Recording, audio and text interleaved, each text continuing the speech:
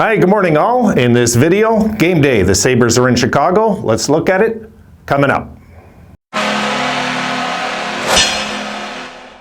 All right, guys, the Sabres are in Chicago to take on the Blackhawks, so it should be, I'm not going to say an easier game, a much more attainable win. The way I see it, we're just better than this team right now. The Sabres are better, I believe.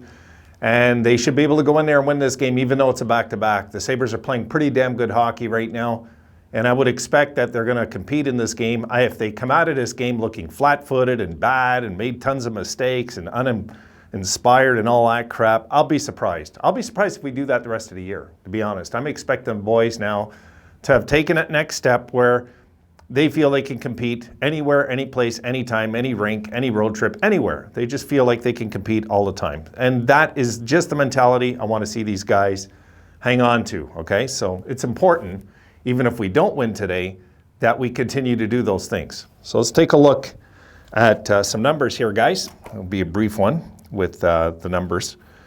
But I wanted to go over this. I'm going to show you a clip on this one because it's kind of important, actually.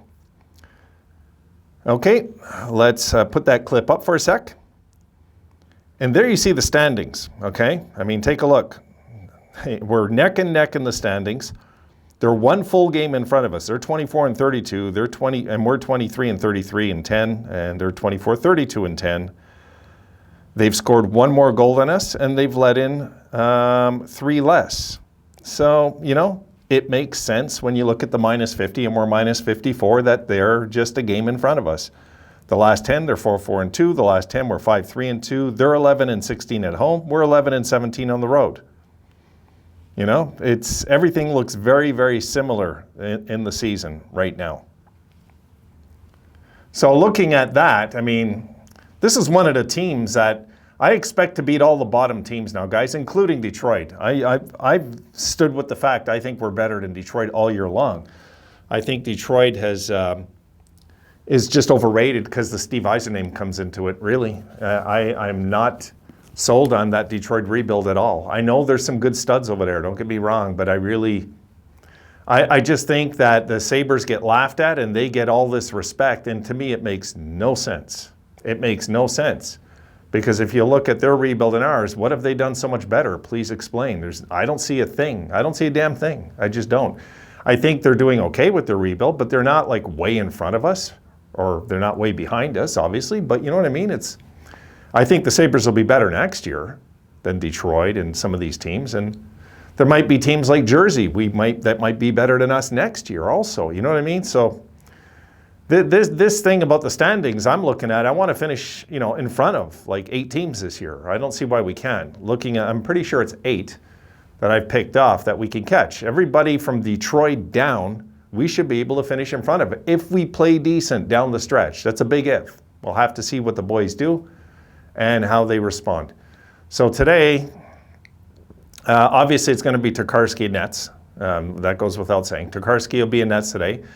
And the big thing I'm questioning right now is some of our guys have to step it up. Alex Tuch's one of them. We need him scoring. I don't care if he has an average game. I just want to see this guy put one in the net, you know, so it's due. Alex Tuch should get a goal today. I think if the Sabres are really what we think is going on is real, guys, we'll get 5 goals today in this game. We'll get 5, not 3 or 4 or 2. We'll get 5. There'll be some sort of outburst today because I feel it coming.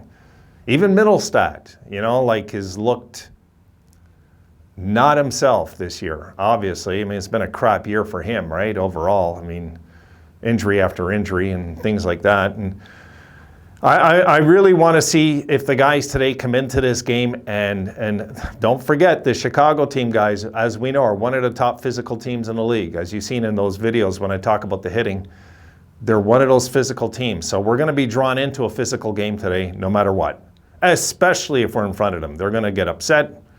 They're going to come at us physically, and they're going to try to wear us down. That's how they're going to try and wear us down today, for sure, without a doubt in my mind. That is their strategy coming in. But I don't see why we still can't win this game. I just don't see why not. Honestly, I feel like we're a team on the rise and they're a team on the decline. That's how it feels for me. I know, looking at the Blackhawks, that rebuild is in the very early stages, And they have some good young talent over there too, like Detroit. They do. But they got too many contracts on that team. And I'll say it, Kane and Tays, that are just not friendly deals. And we knew years ago, most hockey fans knew years ago, those signings were really, nothing can hurt your team like bad signings, guys, even if it's your star players. No, you want to have a team that everybody loves each other and, you know, and try, like Colorado kind of represent that, but not this offseason that just passed. So, you know, you remember a few years ago, you know, what's his name? My God, I'm half awake, guys. But he said he's going to take a team-friendly deal, right? It doesn't look like that might happen now. I'm just thinking that is a strong possibility it doesn't happen in Colorado. McKinnon, God, I'm half awake, guys. I was up all night again. So McKinnon, if he doesn't take a team-friendly deal, which I don't think he should, really, why should everybody else get paid and not him? That doesn't make any sense. You know, if they're going to if he's going to say, oh, I'll be willing to take a team-friendly deal, let's see if he really does it. Because his contract's up, what is it, after next year? I don't even remember now. But if he doesn't, then all of a sudden, then Colorado has a mess financially, because eventually you're going to have all these guys getting a ton of money, and then your guys up and coming can't get paid unless you move out somebody, and then it kills all the chemistry again. And you know, the cap is something that it's not just good GMs adhere to, okay? It's something good teams do, and I'm hoping the Sabres become one of those teams. You know who does it? And I'll say it, the Boston Bruins do it. The Boston Bruins do it. They know how to manage the cap, and players feel obligated not to gouge in Boston because they want to keep a good team together and a competitive team together. They don't want to lose that for an extra $1 million each, some of them. Especially when the core guys are doing it. What are you going to do as a young stud up and coming? I mean, they did some dumb signings this year, Boston, you know, they did. I won't mention the names, but you guys know who they are. There was some bad signings there that aren't going to help them in the future at all. And they're going to have all these cap hits. You know, when you got certain players getting big money that really aren't worth it, that's when a team can go like this. So this is where we're at with a few of our contracts. Okposo's contract's up next year, so there's no point in bitching about that contract no more. The Skinner deal, we'll just have to live with it. And if he can get, after this season, 3 of the next 5 years, get 30 goals in those 5 years that are left on that deal, it's kind of mission accomplished. It is. I looked at it, no joke, guys, when he signed that deal, that if Pegula was under the illusion that Skinner was going to have 40-goal seasons for the next 5 years, I just can't believe he was that delusional. But I was thinking along the lines of 25 goals a season average, because he's getting older in the contract. So I took away the 29 or 28 average and I put it into 25. And I figured if Skinner can get 200 goals with that contract, then we got our money's worth as best we could. You know, it's too much. And I think the Sabres are going to grow up that way. I really do. I think they're going to grow up into a culture that we want to stay together. And if you want to be a greedy, you know what, you can go. You can go. We don't need you. We'll replace you and we'll get somebody else here that has the right team mentality. I'm hoping that's the culture that's going on in our dressing room.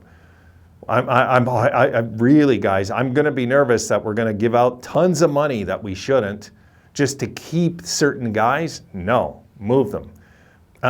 Keep it healthy. Keep the dressing room healthy. Giving Jack that $10 million was one of the dumbest mistakes in our history. It was. I knew it when they did it. I was like, oh my God, $10 million for what? For what? You know, like this is not, you know, the second coming. It's just not. Anyway, so we're past that now at least.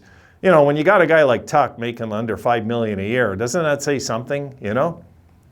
So you got to look at certain guys on the team and say, you know, this is a place I want to be, and none of them are greedy, and you know, we're rich. They're rich. You're making $3-4 million a year. You're rich. You're rich for life. You're making 5 years on that. People say, I want security. God. I remember Curtis Joseph saying that, and I lost total respect for him. that he was holding out. Remember with the Leafs, he's holding out. He wanted 10 million a year instead of 9 or something back in the day, years ago. And he's saying, I want the security. Give me a break. Thank God that guy didn't win a cup. Seriously. When I hear crap like that, I pray to God that player never wins a cup. Ever. Ever. So I want to see a non-greed mentality with our squad. I guess that's what I'm harping on right now, guys. But let's get back to the game. We got to go into this one. We got to play this one like a must-win. We've just lost a few. Okay, we got to play this like a must-win today. This is a must-win, guys. It is. Let me close this. Okay. We got to play this like a must-win. And if we can play it like a must-win, I think we will win. If we play this like, I'm tired, I thought we should have got more results the last 2 games and all that crap, well, then we might not win. I'm expecting 5 goals today from the boys. So yeah, I'm expecting an outburst in this game. Let's see what happens. Okay, guys, that's it for this one. I'm sorry I rambled there a bit, but just kind of get on these topics in my head and I get frustrated and gets on my nerves. Okay, so I'm going to get some videos out today. I want to jump on some more right now. I've got some coming at you. And after before even, I'm going to try and put out 6 today. I'll just say it, God damn it. I'll just say it. I'm going to try to get 6 out there today. But if I can't do it how I want to do it, then at least 4 or 5, All right, guys, I'll see you in the next one. Have a good one till then.